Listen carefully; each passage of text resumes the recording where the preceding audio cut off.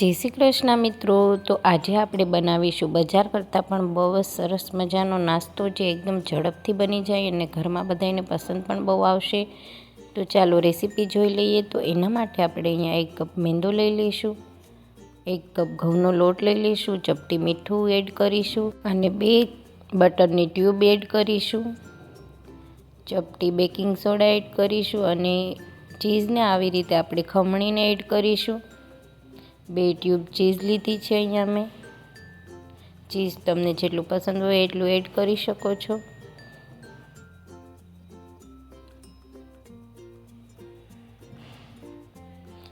હવે આપણે આ બધું મિશ્રણને સારું એવું મિક્સ કરી લઈશું આવી રીતે.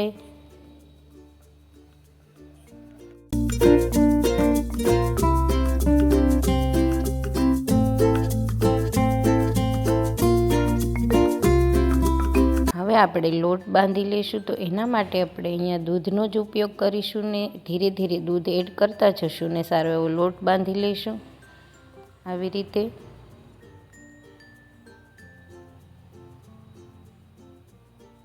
તો અહીંયા આપણો લોટ છે એ સારો એવો બંધાઈ ગયો છે. એને થોડીક વાર આવી રીતે ગૂણવી લઈશું. હવે આપણે લોટને થોડીક વાર ઢાંકીને રાખી દઈશું, જેનાથી લોટમાં સારી એવી કુણપ આવી જશે.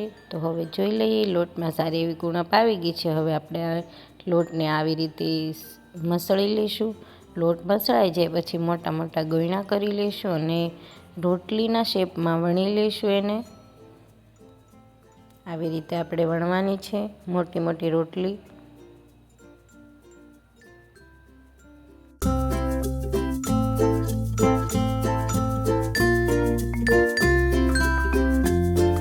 રોટલી વણાઈ જાય પછી આપણે આવી રીતનું સોરસ કટ કરી લઈશું. સોરસ પીસમાં આવી રીતે કટ લગાવી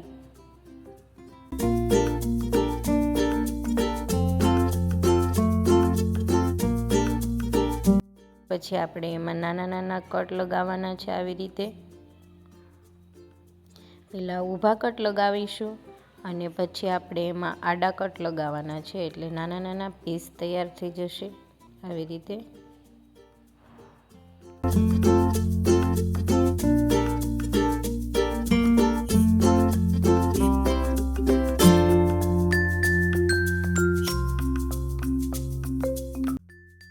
હવે આપણે તવીથાના મદદથી આવી રીતે લઈ લઈશું.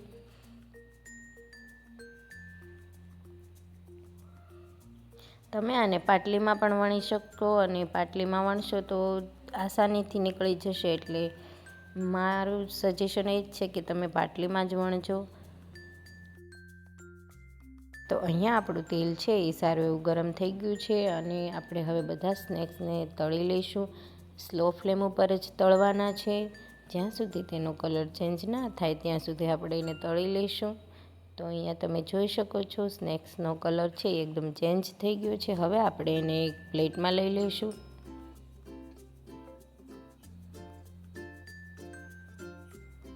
તો બધા સ્નેક્સને આપણે સારા એવા તળી લેવાના છે.